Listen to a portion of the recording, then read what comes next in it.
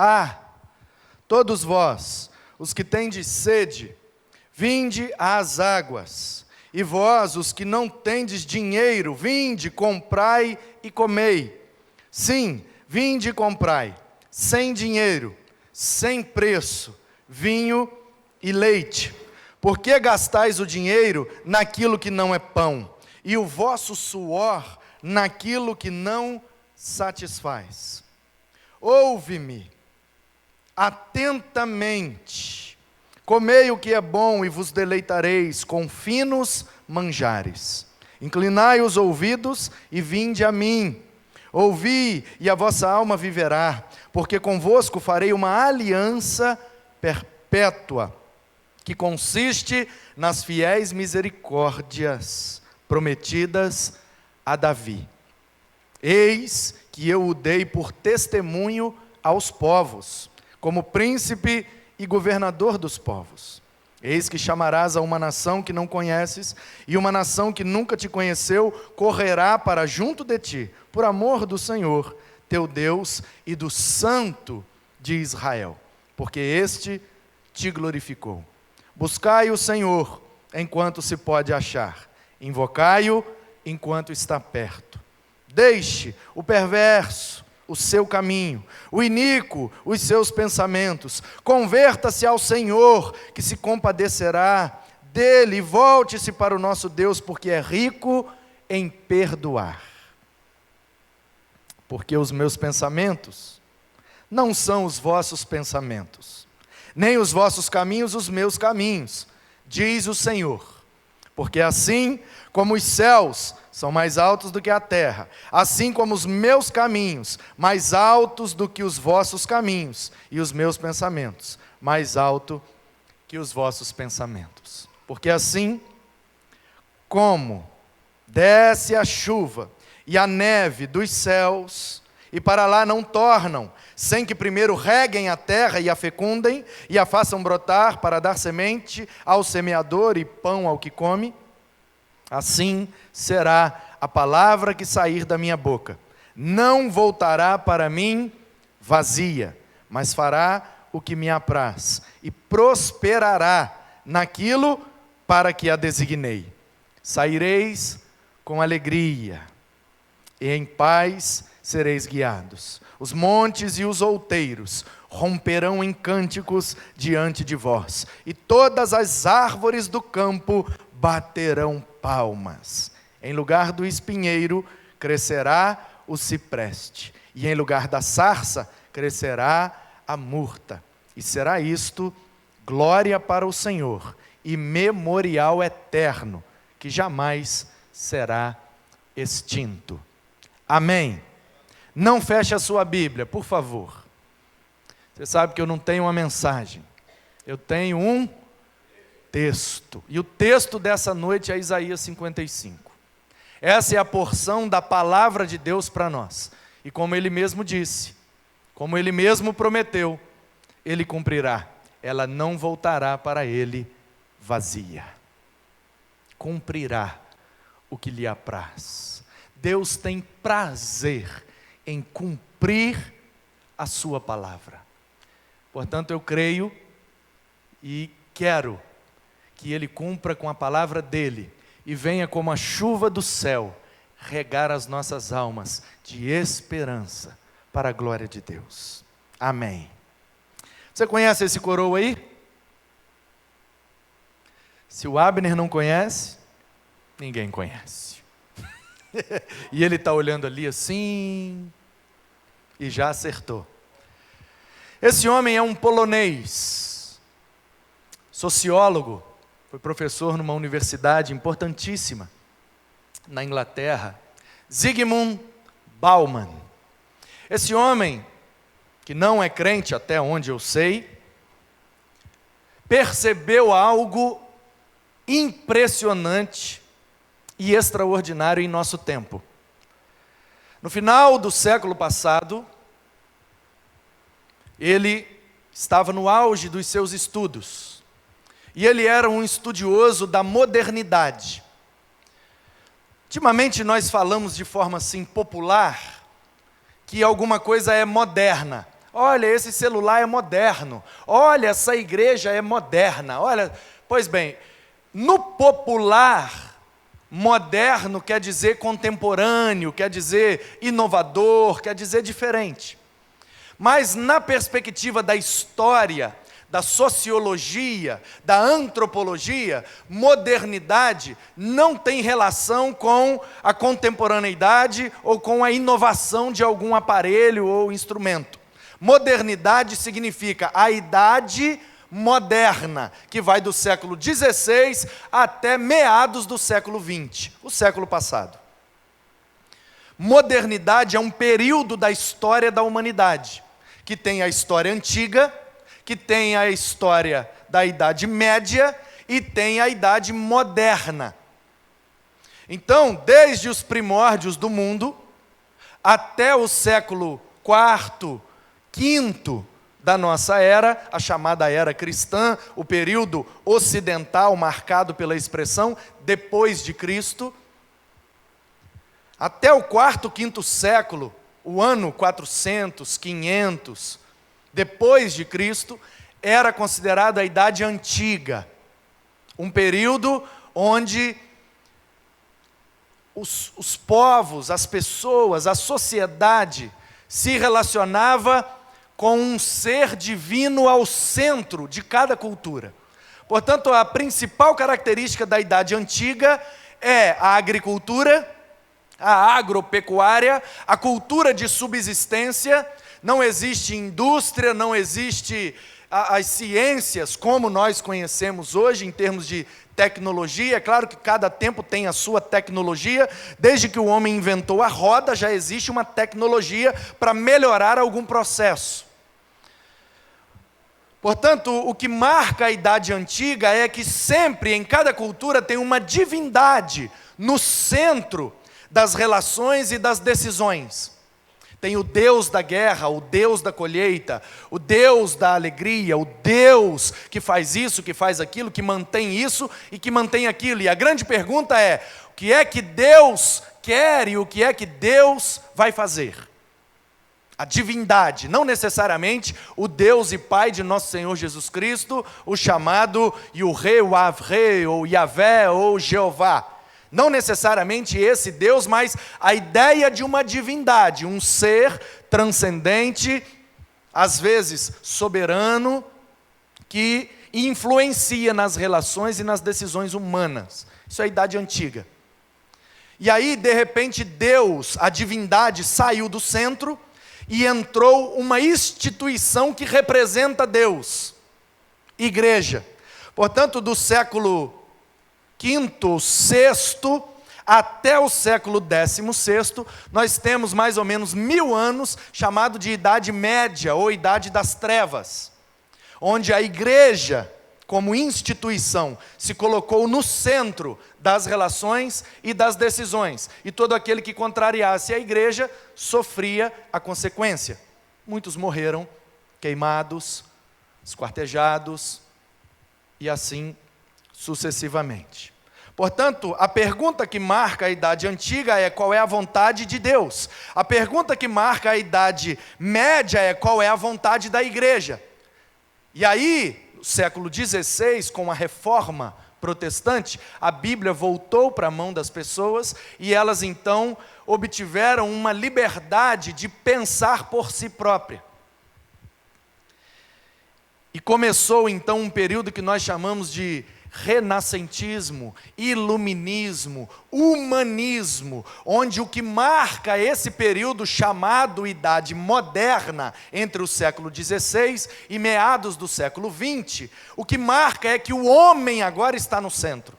Então a pergunta antes é, o que é que Deus quer? Na Idade Média, o que é que a igreja quer? E na Idade Moderna, o que é que o homem quer? O homem quer a ordem e o progresso, o homem quer a industrialização, o homem quer a tecnologia, o homem quer a ciência, a medicina, o homem quer a evolução, o homem quer pensar por si próprio, o homem quer ser o centro das atenções, dos relacionamentos e das decisões. E tudo aquilo que o homem não consegue provar, não pode ser considerado verdade. E aí as ciências crescem muito, E o racionalismo, a maneira racional de olhar as coisas, impera, de forma que tudo aquilo que é sobrenatural, tudo aquilo que não se pode ver, pegar ou medir em um laboratório, não pode ser considerado verdade. Isso é o contexto da modernidade. Século XVI, a partir da Reforma Protestante, com John Huss, a gente já tem ali prenúncios de reforma, e depois, com Lutero, em 1517, a coisa explode, pipoca por toda a Europa, e rapidamente muda-se a maneira de viver. Dependendo da região da Europa, o que coordenava era ordem e progresso. Dependendo da região da Europa, o que coordenava era liberdade, igualdade e fraternidade. Dependendo da região da Europa, o que coordenava era a vontade do líder da igreja. Note que a autoridade não é mais da igreja, mas do líder, porque o momento é da humanidade, é do ser humano. Então não vale mais o que a instituição quer, mas o que o homem, líder da instituição, quer. Então o que marca a Idade Antiga é a divindade, o que marca a Idade Média é a instituição, o que marca a Idade Moderna é o homem.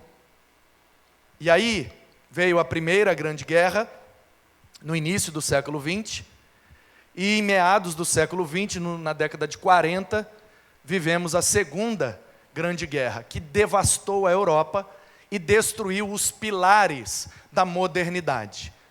Como liberdade, igualdade e fraternidade, se nós estamos morrendo com tiro de fuzil? E foram dizimados milhares de pessoas. E aí a Europa precisou então cair em si e entender que a tal ordem e progresso, que a tal liberdade, igualdade, fraternidade, que o tal homem que eles colocaram no centro, os levou à guerra. E aí então eles começam a repensar a maneira de viver, de ser sociedade e de se relacionar e tomar decisões. É aí que algumas coisas mudam, é aí que algumas chaves são viradas. E esse homem estava na sua plena juventude, no seio da Europa, estudando sociologia e sociedades humanas. E ele teve uma percepção muito sagaz, muito perspicaz. E ele disse: o que marca a modernidade são os fundamentos sólidos das ciências e daquilo que o ser humano conseguiu provar. Tudo que nós conhecemos como teoria científica foi produzido na Idade Moderna. Tudo. Pensa aí em qualquer fórmula, em qualquer lei, em qualquer linha científica, isso que você pensou foi desenvolvido na Idade Moderna, por volta do século XVI até o XIX. Todos os físicos, os químicos, os biólogos, a turma que bateu o martelo e disse: é isso por causa disso. Foi na Idade Moderna. Então esse homem, Zygmunt Bauman, ele olha para aquela sociedade organizada daquela forma e entende isso. Ele fala: a modernidade está fundamentada em pilares muito sólidos. A ciência, a filosofia, a verdade absoluta, que é extraída de uma prova cabal, realizada num laboratório.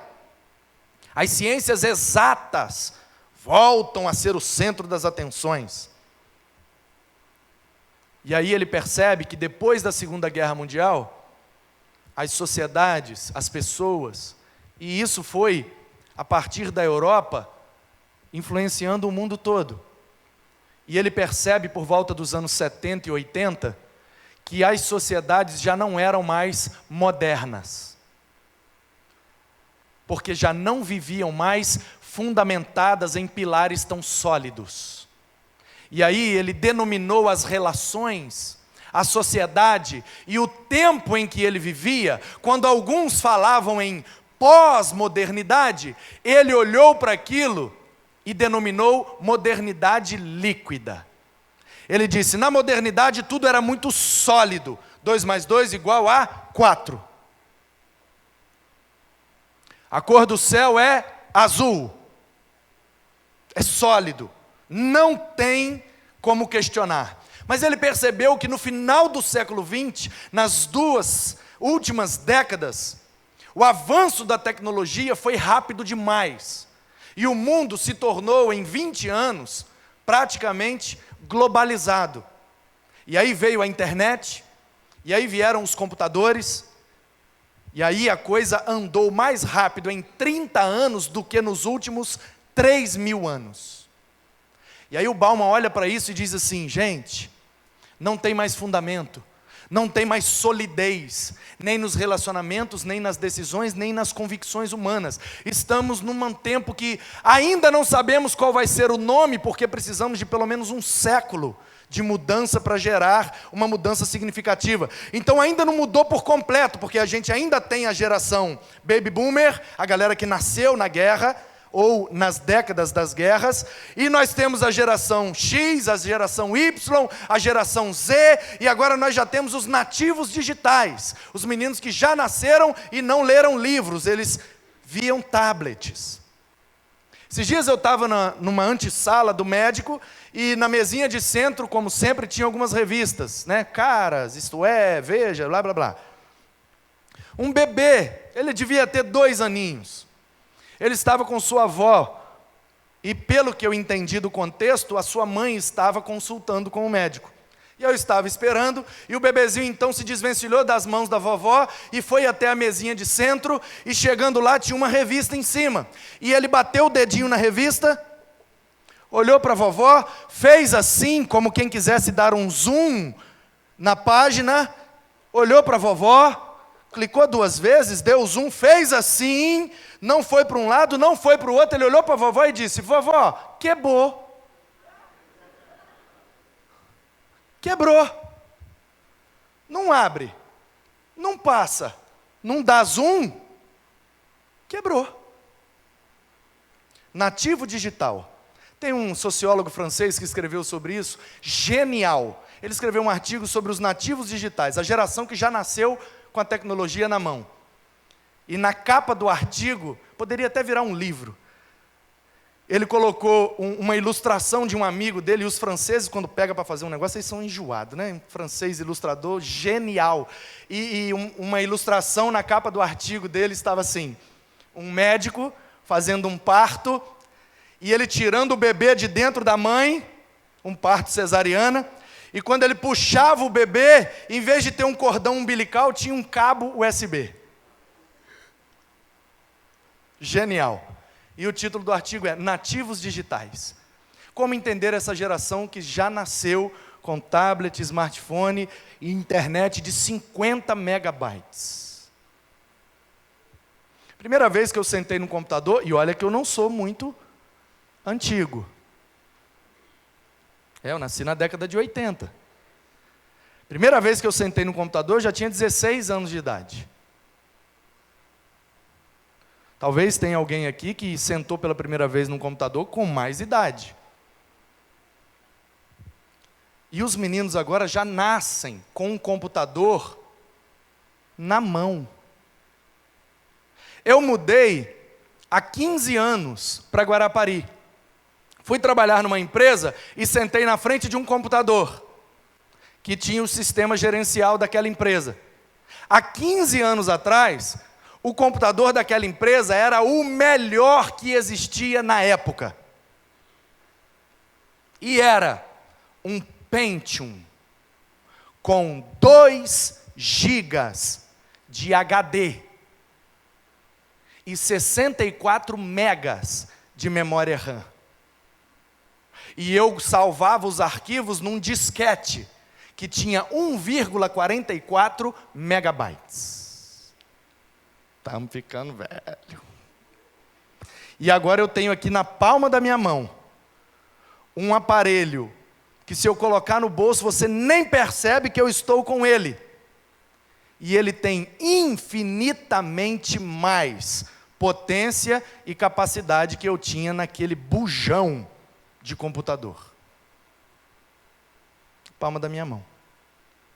Eu tinha 2 GB de HD, aqui eu tenho 64 GB, expansíveis. Eu posso colocar um cartãozinho de memória do tamanho da minha unha e aumenta para 256 GB de capacidade de armazenamento. Os primeiros computadores eram quase do tamanho desse templo aqui. Por isso que os problemas nos computadores são chamados de bugs, porque dentro das salas, onde ficava aquele monte de equipamento, entravam alguns mosquitos, bug em inglês, e aí o mosquito pousava lá num diodo daquele, num fusível, um transistor, sei lá, e dava curto, e aí dava problema no computador, quando os técnicos entravam, foi um mosquito, foi um bug. Então quando um computador dá um problema, deu um bug. E por que eu estou dizendo tudo isso? E o que é que isso tem a ver com Isaías? O que é que isso tem a ver? Pode voltar, Mireia, para o BG, por favor. O que é que isso tem a ver com a nossa conversa do mês de agosto? Que é sobre a Bíblia ser para nós um GPS. E ela já foi aqui para nós, no início do mês, um guia para a salvação. Já foi depois um guia para a solução, já foi quinta-feira passada um guia para a santidade, e nesta noite ela será um guia para satisfação. GPS. A Bíblia é um guia para satisfação.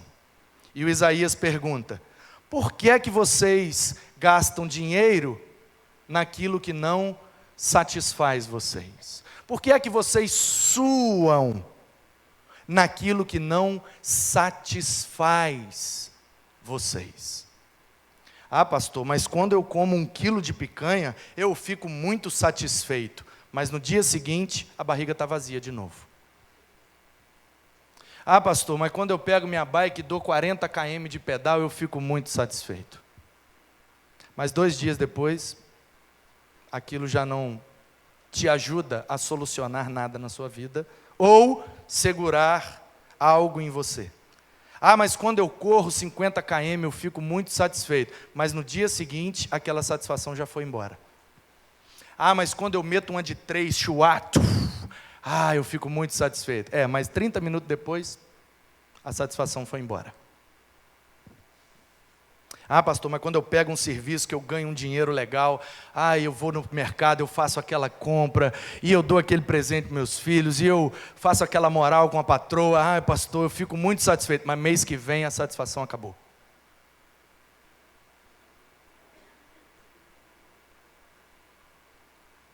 Não há dinheiro que dure para sempre, e não há alimentação, por melhor que seja, que dure uma semana na sua barriga.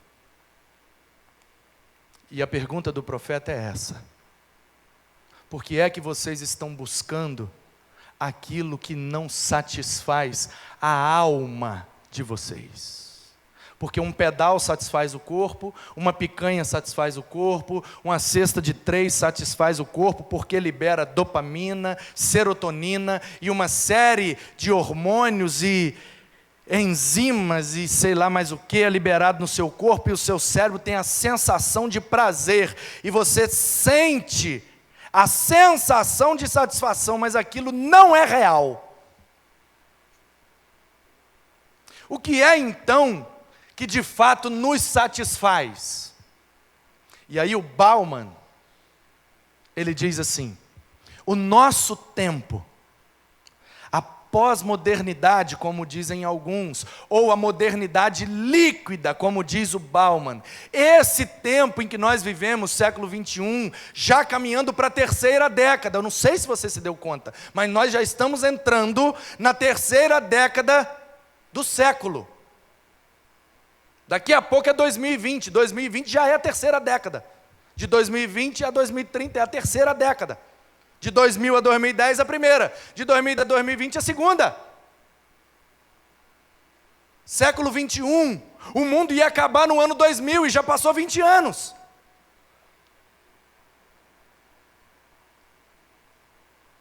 As pessoas iam deixar de congregar por causa da internet, e nós estamos aqui com a internet, congregando. Portanto, algumas coisas a gente projeta, mas no decorrer dos fatos, as coisas se mostram um pouco diferentes.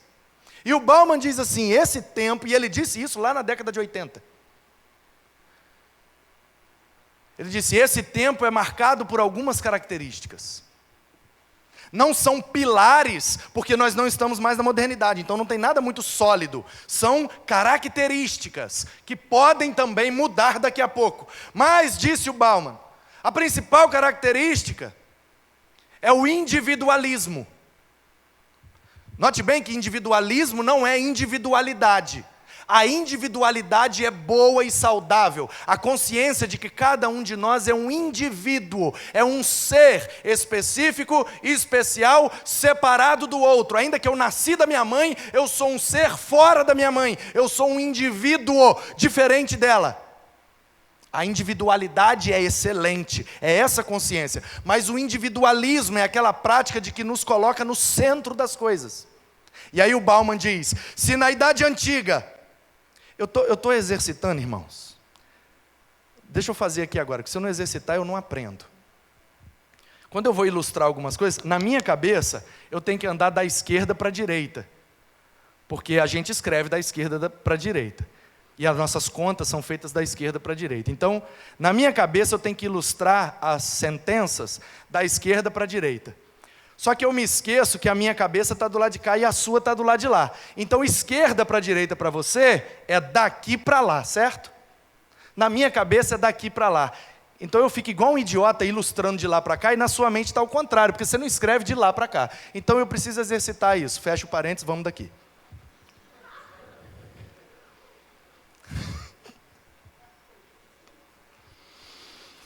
O Bauman disse assim... Na Idade Antiga, o que estava no centro era a divindade. Na Idade Média, o que estava no centro era a instituição, igreja. Na Idade Moderna, o que está no centro é o ser humano. Na modernidade líquida, não tem centro. Cada um é o seu próprio centro. Eu tenho a minha verdade. Se eu olhar para o céu e disser que o céu é rosa, vermelho, cor de abóbora, problema meu, é a minha verdade sobre o céu, e você é obrigado a respeitar. A verdade é relativa, depende do ponto de vista. Então nós temos o individualismo, onde cada indivíduo se torna o centro de si mesmo. Nós temos, a partir disso, o relativismo, porque aí agora cada um tem sua verdade. Não existe mais uma verdade absoluta, não, cada um tem a sua. Meu corpo, minhas regras. Não importa o que os meus pais dizem, não importa o que a igreja diz, não importa o que Deus diz, o meu corpo, minha lei. Características dos tempos em que vivemos. Individualismo, relativismo, egoísmo e hedonismo. O que é o hedonismo? A busca pelo prazer e a fuga do sofrimento. Qual foi a igreja que mais cresceu no início da pós-modernidade? Aquela que tinha o slogan, pare de sofrer. Por causa dessa característica.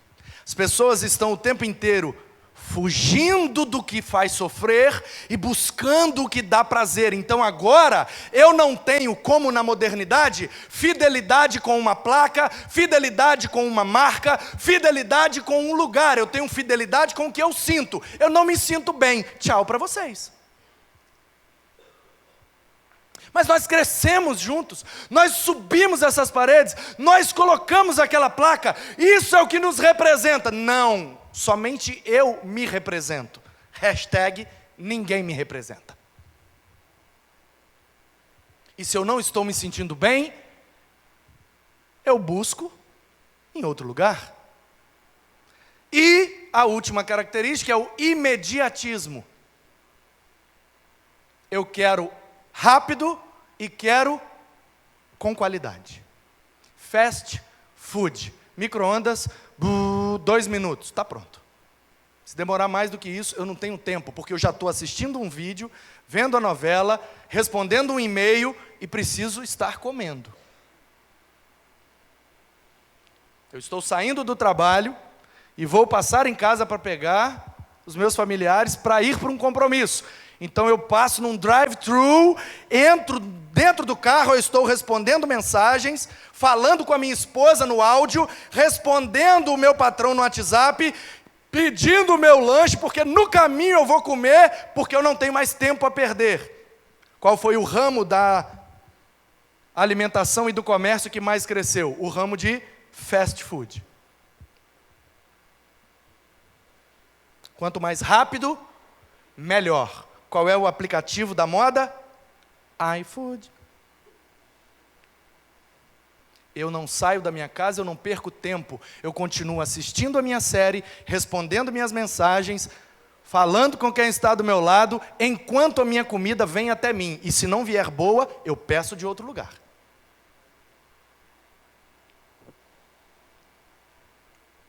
Esse é o tempo em que vivemos. E os nossos meninos estão nascendo desse jeito já. Mas meu filho, você tem que comprar uma casa e um carro. Os meninos de 12 anos olham para nós e falam assim, casa? Carro? O senhor já fez a conta, pai? Ter uma casa e ter um carro é mais caro do que alugá-los.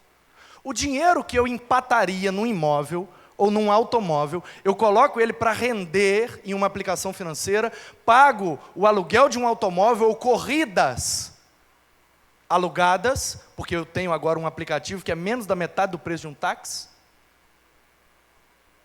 E o dinheiro que eu empataria num carro e teria que pagar IPVA, seguro, combustível e manutenção, é meu lucro.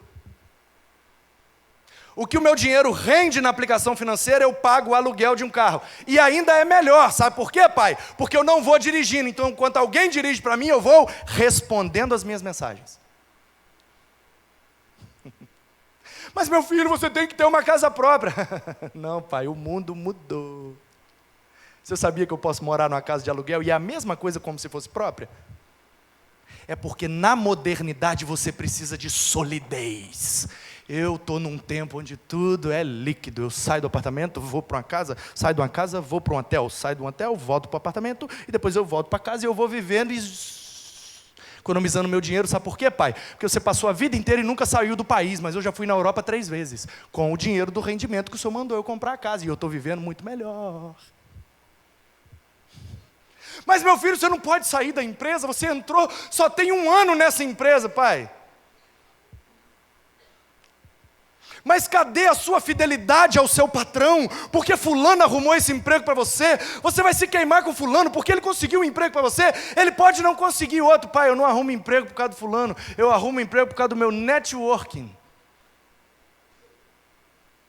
Eu saio desse e arrumo outro, e arrumo outro, e arrumo outro. Em 1 ano eu mudei de emprego 3 vezes. Por quê? Porque eu quero buscar o que é melhor para mim, onde eu trabalhe menos e ganhe mais. Tem fidelidade, entendeu? Não é o Zé da mercearia que arrumou um emprego para o meu filho e eu fico eternamente grato ao Zé da mercearia. E meu filho começou na mercearia e ele agarrou ali na mercearia 8 anos. Ele trabalhou no estoque, depois ele foi para o caixa, depois ele foi gerente da mercearia, a mercearia cresceu, virou um mercadinho, virou um mercadão, virou uma rede de supermercados, ele virou supervisor dos supermercados e hoje o meu filho venceu na vida, aleluia, ele fez a administração e graças ao Zé da mercearia, acabou isso!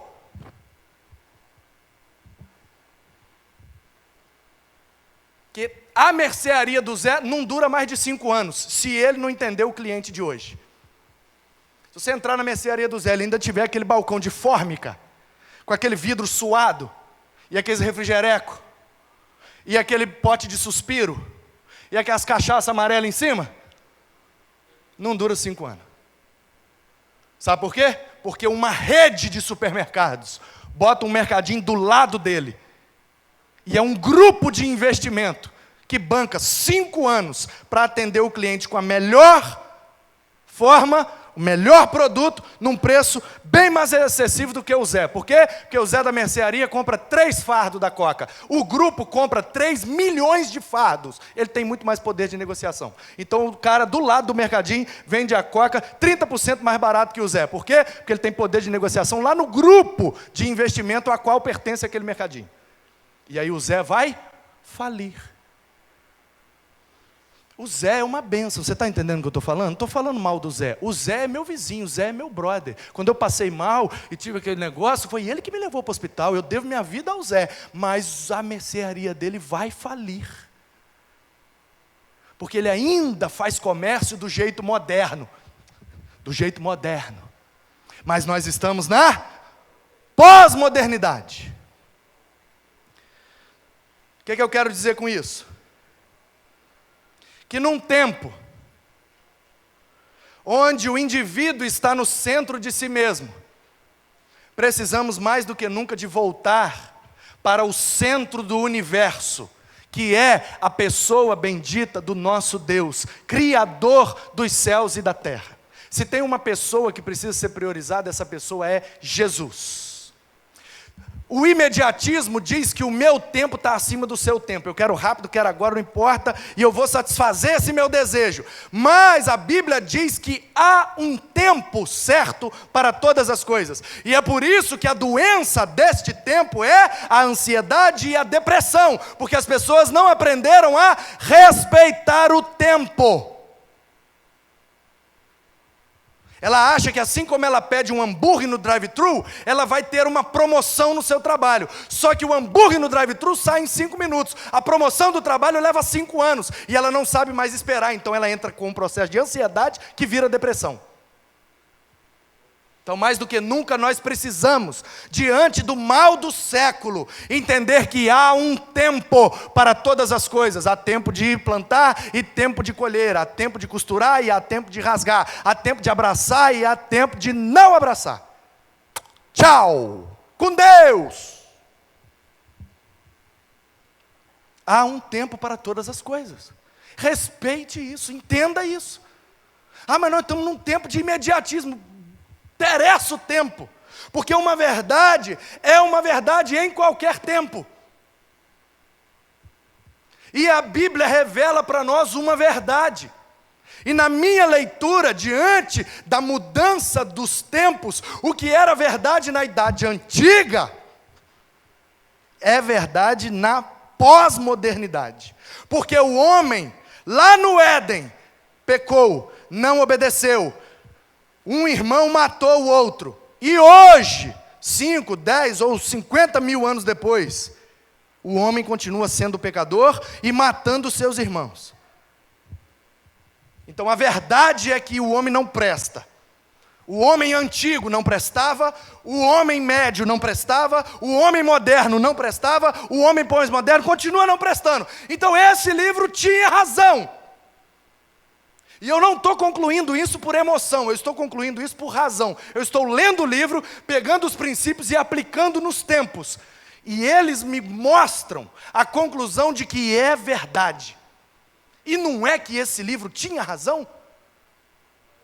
Portanto, meus queridos, Isaías disse que a palavra de Deus, ela faz o que foi feita para fazer.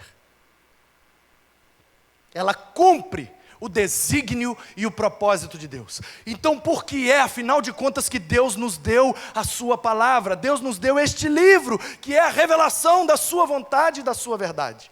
Eu não vou dar ouvidos à minha geração, que diz que cada um tem a sua verdade. Não! O céu é azul. Fale o que falar. Haja o que hajar. O céu, para mim, continua sendo azul.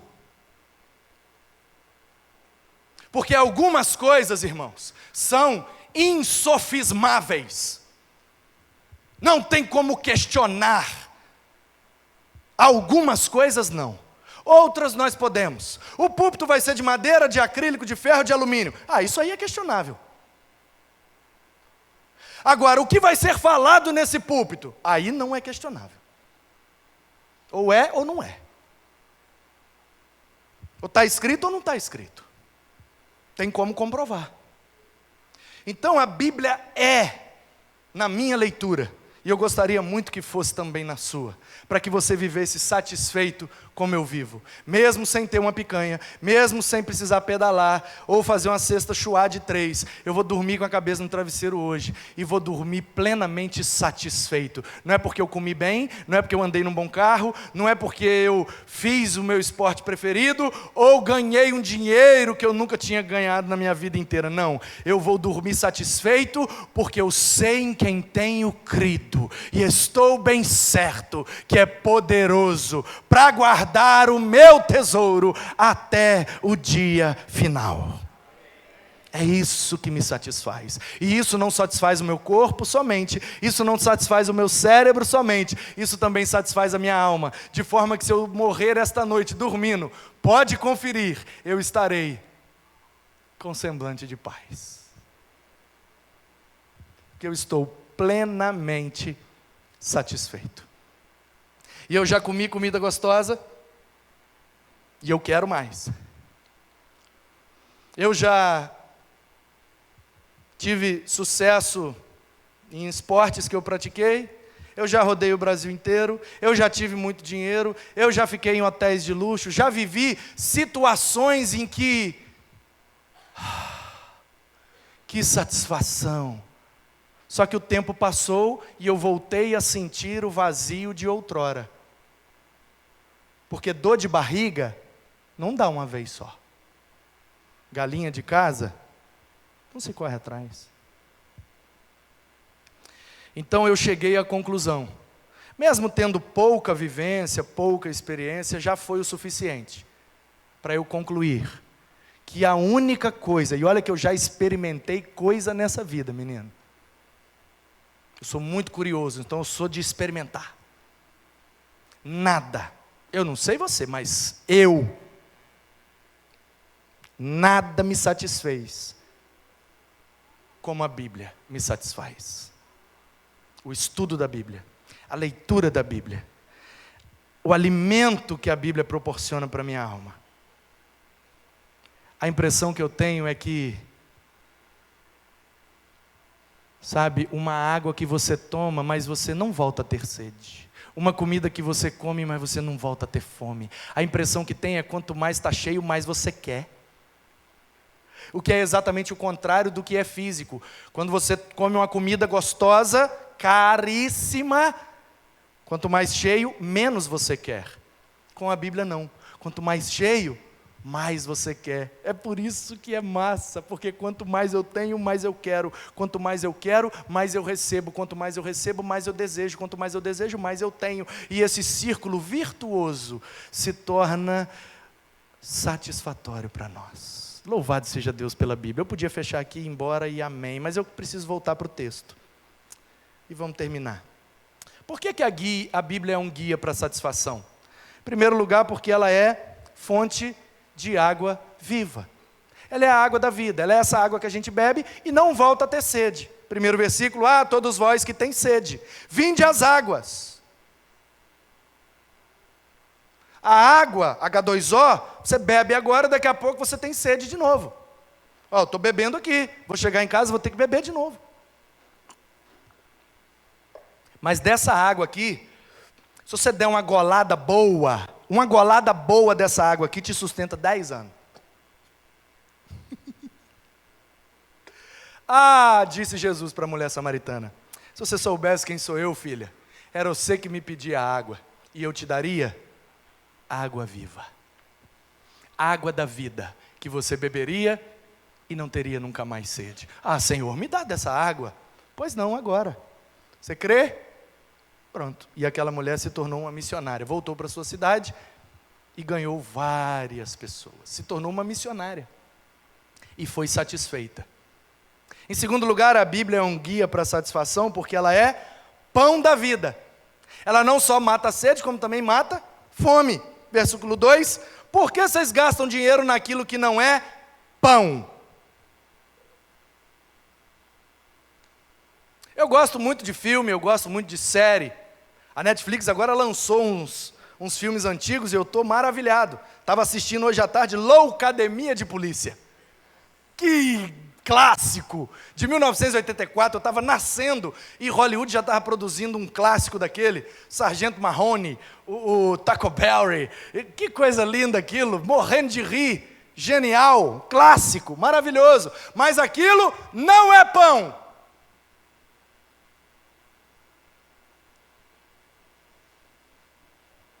Por que que nós temos investido tempo precioso naquilo que não alimenta nossa alma? Que alimenta é pão. Fandangos é massa. Quando você está com um grupo de amigos de barriga vazia e não tem outra coisa, você chama aquela espuma para dentro e mastiga aquilo. E aí você toma uma golada de qualquer coisa líquida, aquilo dá uma fermentada, você fala, amém. 30 minutos depois você está com fome. Aquilo é isopor. Não é pão. E tem muita gente vivendo de fandangos. O problema é que fandangos não alimenta. Fandangos não dura.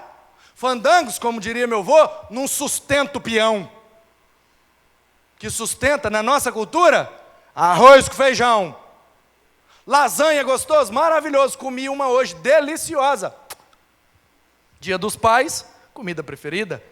Cepa de uma lasanha borbulhando, oh, aleluia. Mas agora eu já estou com fome de novo. Vou chegar lá, vou arrematar outro pedaço. Lasanha é bom, mas não é todo dia que tem lasanha. Se você tem, louvado seja Deus. Filé mignon é bom, picanha é bom, chorizo. Eles estão com um negócio de chorizo aí agora que está acabando com a vida da gente. Uma carne com uns pedaços brancos no meio, que ao invés de deixar dura, no meu tempo a carne com as coisas brancas deixava dura. Porque eu comprava carne, né? Com tendão, com osso. Então, quanto mais branca, mais dura. Agora não, um negócio branco que deixa a carne mole. Que mistério é esse? E eles vendem dentro de uma caixinha e entrega na porta da sua casa. Pós-modernidade. Esses meninos vão ficar milionários. Só não fica se for muito bobo. Estão bebendo água limpa, saíram na frente, um negócio inovador que responde exatamente à demanda pós-moderna. Vai ficar milionário. Só não fica se for bobo e burro. No bom sentido. Vocês me entenderam, é lógico. Ou, se não tiver firmeza, constância e abundância. Firmeza tiveram, estão fazendo o que é certo. Constância está no teste, daqui a 5 anos a gente vê. E abundância, aí é o que vai fazer prosperar. Mas top de linha. Só que não é todo dia que a gente pede grill box. Depois eu pego minha comissão. É todo dia que você pede um açaí? Todo dia que você pede um lanche? Todo dia que você pede uma pizza? Não é. Pizza é bom? É. Lanche é bom? É. Mas não é feijão com arroz, meu irmão. O que sustenta a gente é feijão com arroz. Na cultura do Isaías, não tem feijão com arroz. Na cultura do Isaías, o que é que tem? Pão. Pão. É igual meu avô. Vô, eu estou com fome. Come pão. Vô, com fome. Outro pão. Mas já comeu pão? Era o que tinha. Mas não tem nada para pôr dentro do pão. E ele falou, bota a língua. Faz assim, ó. Bota a língua dentro do pão e come. Pão com língua. Pão. Pão nessa cultura aqui simboliza alimento básico. Alimento universal. Todo mundo come pão e pão enche a barriga de todo mundo e pão sustenta. Então o profeta está perguntando, por que é que vocês estão gastando no que não é pão? Olhe para os seus investimentos financeiros também. Mas isso aqui me satisfaz. Isso aqui me proporciona um lazer. Isso aqui me proporciona um momento de prazer. Não é pão. Não é pão. Pão é a palavra. Isso aqui que satisfaz. Aqui é água, aqui é pão, aqui é aliança. Versículo 3, inclinai os ouvidos e vinde a mim, ouvi, e a vossa alma viverá, porque convosco farei uma aliança perpétua. Por que que esse livro satisfaz a minha vida? Porque ele revela que Deus tem uma aliança comigo. Ele tinha uma aliança com Israel, e agora ele tem uma aliança comigo. Baseada no sangue do seu Filho Jesus, que me perdoa, que me atrai e que me satisfaz. Essa água mata minha sede para sempre. Esse pão alimenta minha alma para sempre. Esse livro revela a aliança. Eu estou seguro. Tem um contrato, tem um pacto, tem um testemunho firmado e assinado de que Ele fará o que prometeu. Esse livro me satisfaz porque ele é o testemunho de Deus para mim.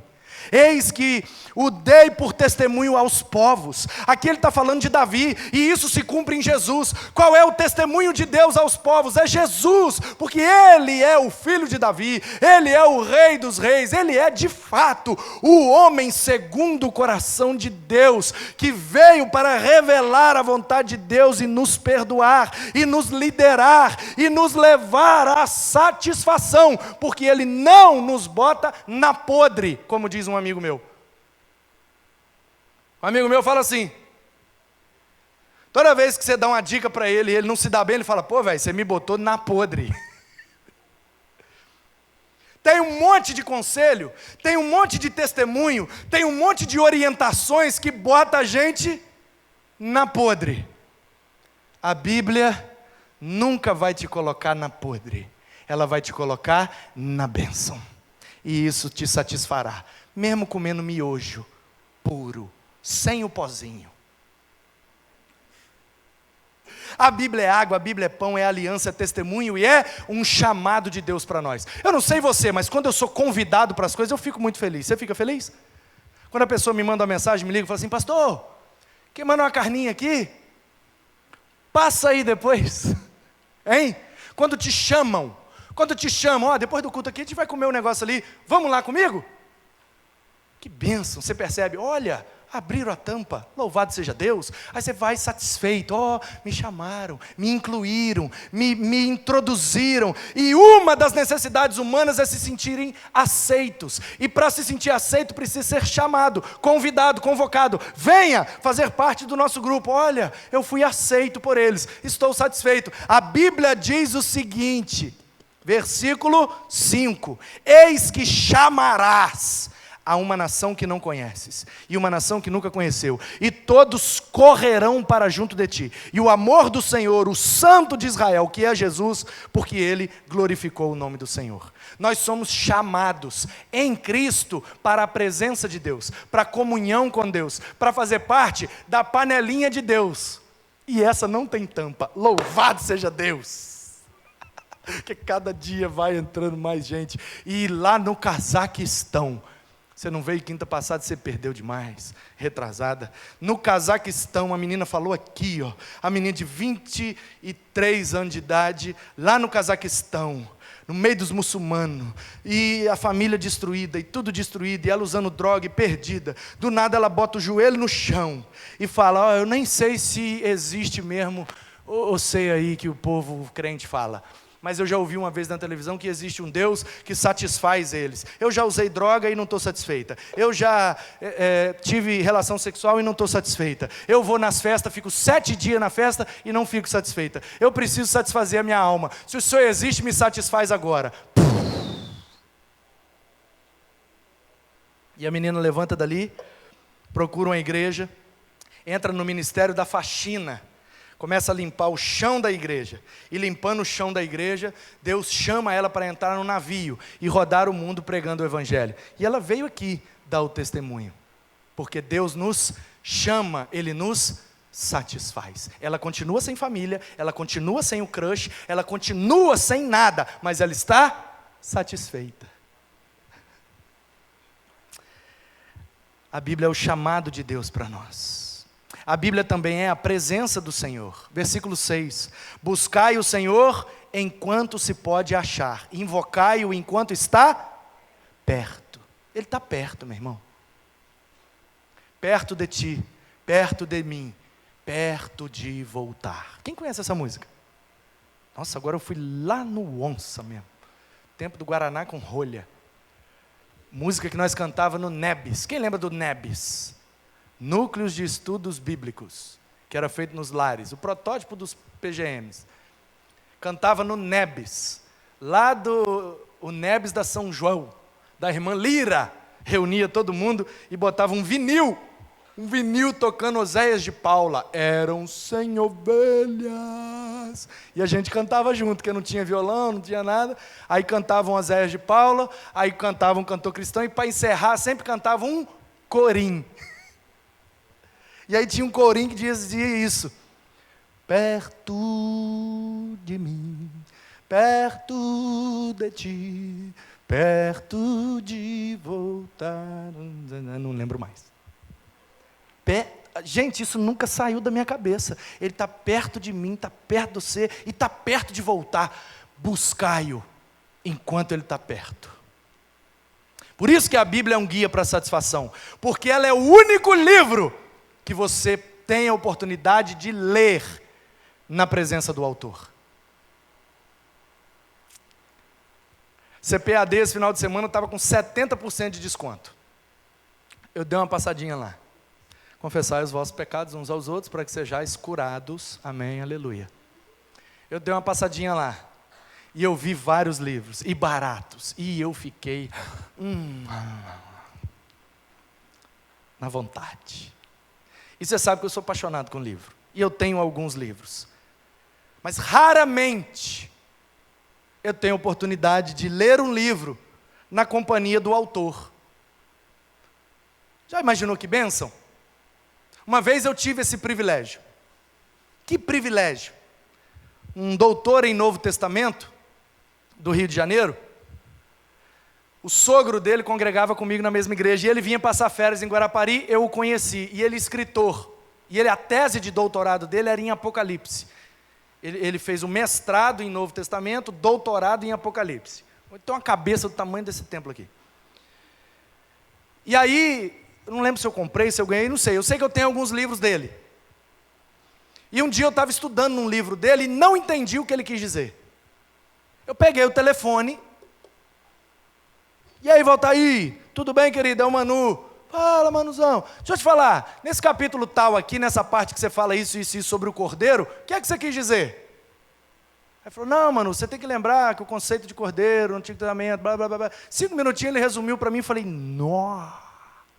Obrigado, voltei a ler o livro e minha mente explodiu. Já pensou se a gente tivesse isso com todos os escritores? Estou lendo um livro, não entendi direito, deixa eu ligar para quem escreveu.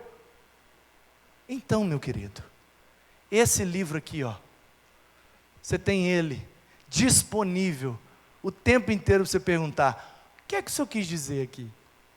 E ele te fala, e ele te revela, e ele te mostra, e ele preenche o seu coração, e te satisfaz. Eu terminei de ler O Caminho do Cordeiro, o livro do Valtair, mas depois daquele livro eu já li vários outros, porque livro de autores humanos não satisfaz minha alma, satisfaz meu intelecto, mas esse aqui satisfaz a minha alma. Bastou um versículo para me satisfazer eternamente. É um guia para a satisfação, porque é o perdão de Deus. Deixe o perverso o seu caminho, o iníquo os seus pensamentos, e converta-se ao Senhor. Final do versículo, porque Ele é rico em perdoar. Esse livro revela o perdão de Deus para mim. Eu não sei você, mas eu me sentia muito culpado antes de conhecer esse livro. Pelas coisas erradas que fiz, e nem sabia se teria conserto. Mas esse livro me revelou um perdão que eu desconhecia, um perdão incondicional, um amor que não colocava condições. E o perdão, não pelo que eu fiz ou deixei de fazer, mas pelo que Ele fez por mim. E eu me senti perdoado. E hoje eu consigo, mesmo sendo um miserável pecador, olhar no espelho e sentir paz. Porque eu parei de errar? Não, porque eu me sinto perdoado. Esse livro é um guia para a minha satisfação, porque eu sinto a necessidade de ter um governante, de ter um líder, de ter alguém que sabe mais do que eu para me conduzir nos momentos de crise e de dificuldade. Eu tenho essa necessidade, e esse livro me satisfaz. Por quê? Porque ele revela para mim a alteza de Deus, a soberania de Deus. Deus está mais alto, o meu caminho é mais alto que o seu, o meu pensamento é mais alto que o seu. Eu tenho planos que vocês nem conhecem, satisfaçam-se na minha palavra, e eu vos conduzirei como guia de Israel. Ele é o nosso pastor, Ele é o nosso guia, Ele é o nosso líder, Ele é o nosso governante, Ele é o soberano sobre as nossas vidas. Lá em Brasília pode colocar quem quiser, a minha confiança não está lá, a minha confiança está lá no alto, na alteza, no soberano, o grande monarca, que reina sozinho, não divide a sua glória com ninguém, mas ainda assim vem conduzir a minha vida, um pobre pecador. Louvado seja Deus! Esse livro me satisfaz porque ele é o alimento de Deus para mim. Versículo 10 diz: porque assim como desce a chuva e a neve dos céus, e para lá não volta sem que reguem a terra, e a fecundem e façam brotar, o profeta de maneira poética, linda, está dizendo, o que vem do céu é o que dá o alimento da terra. Se não tem chuva, não tem comida. É só ficar um período de estiagem e a gente vê os preços subindo no mercado. Por quê? Porque a falta de chuva dificulta a produção do campo, e aí as coisas ficam mais caras. Aí o profeta está dizendo, assim como a chuva desce do céu para dar o alimento do nosso corpo, a palavra vem de Deus para dar o alimento das nossas almas. E ela não volta vazia. Não volta vazia. Então, por que é que este livro é para mim um guia para a minha satisfação? Porque eu quero viver alegremente, eu quero ter alegria na minha vida. Eu não quero ter uma vida triste com momentos de alegria. Eu quero ter uma vida alegre com momentos de tristeza.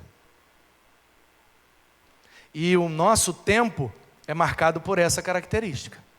As pessoas estão em busca de alegria, alegria, alegria agora e amanhã, agora e depois de amanhã, alegria. Só que as pessoas buscam alegria num copo de cerveja, buscam alegria na cama de um hotel, sei lá, patel, sei lá que meleca que vai. As pessoas buscam alegria na beira de uma praia, buscam alegria fumando um cigarro, um baseado, cheirando uma carreira de cocaína. É alegria, talvez seja, mas muito momentânea. Muito momentânea. Droga não tem o seu efeito perene. O efeito da droga passa. E se não passar, é pior ainda. Eu conheço um menino que tomou um chá de trombeta e na gira ele não voltou mais. Aí você encontra com ele, ele tem a minha idade, e nós tomamos chá junto, só que ele não voltou mais. Aí você encontra com ele, aí você fala, que bênção, está aposentado por invalidez. Então até mesmo a droga, se o efeito dela não passar, é pior, velho. É pior, te garanto, é pior. Eu conheço ele, não vou falar o nome por respeito à tua família. Tudo passa, mas a Bíblia diz que a palavra de Deus não passa. E olha que eu já usei tudo quanto é tipo de troço, hein? E a onda que esse negócio dá aqui é diferente, meu irmão. Você está por fora. O problema é que você não injeta na veia igual eu. Você joga no paninho assim, aí, e acha que satisfaz. Injeta na veia para você ver. Eu quero alegria. E a Bíblia diz, em lugar do espinheiro, crescerá o cipreste. De maneira profética e poética, o que Isaías está dizendo? Existem situações nas nossas vidas, que parece que a gente entrou no meio de um espinheiro. Tem que sair do lado de lá. O caminho está certo, mas no meio do caminho tem um espinheiro. Aí você vai entrando,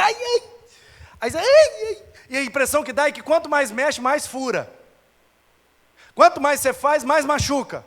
Quanto mais você tenta consertar, mais estraga. E aí você vai ali, e aí o profeta está dizendo, Deus converterá o espinheiro em cipreste. Cipreste é uma árvore que tem o caule lisinho, que mesmo que você esbarre nele, ele nem te fere. Seria na nossa cultura aqui, tipo o pé de goiaba, sabe o pé de goiaba? De vez em quando ele vai soltando umas casquinhas, né? Mas você passa a mão assim, aí ele fica lisinho. Aí você encosta nele, dá para fazer até massagem. Aí o profeta está dizendo, Deus vai transformar os espinhos em cipreste.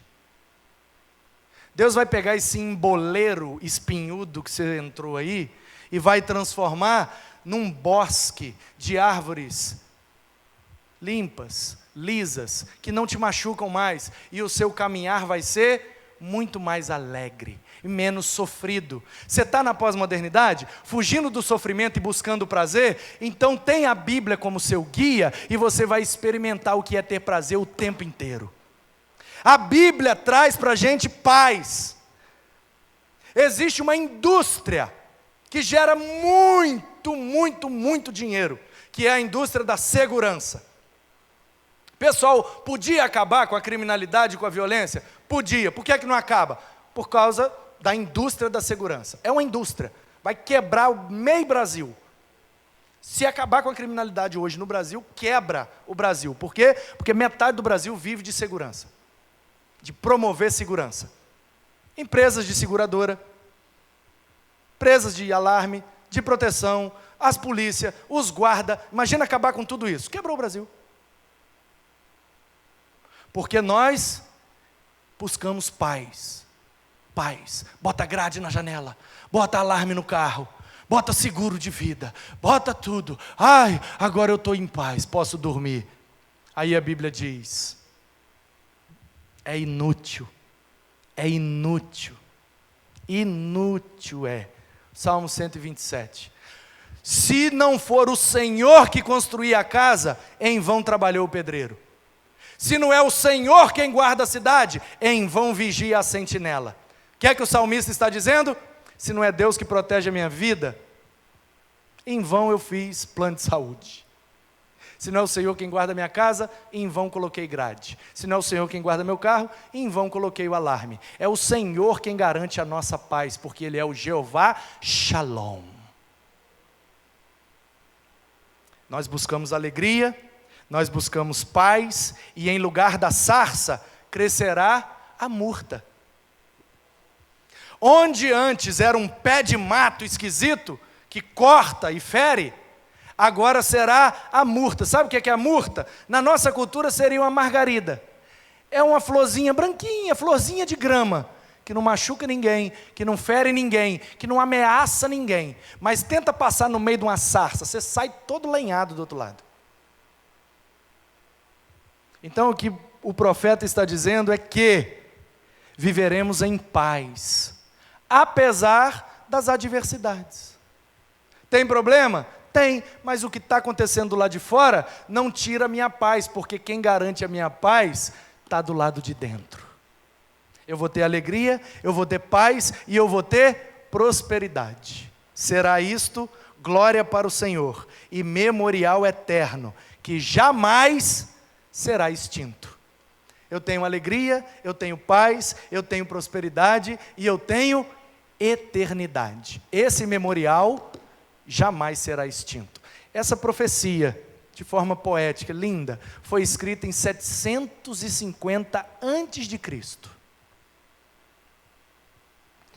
Isso aqui que eu acabei de ler tem 2.750 anos. E a impressão que eu tenho é que foi escrito ontem. Talvez foi finalizado agora, meio-dia. De tão atual que é, de tão relevante que é, de tão verdadeiro que é. Eu sei que o tempo em que nós vivemos é diferente, mas esse livro continua sendo o mesmo. Que ele seja para você o guia para a satisfação. Que o do autor dele seja honrado, glorificado e louvado na sua vida.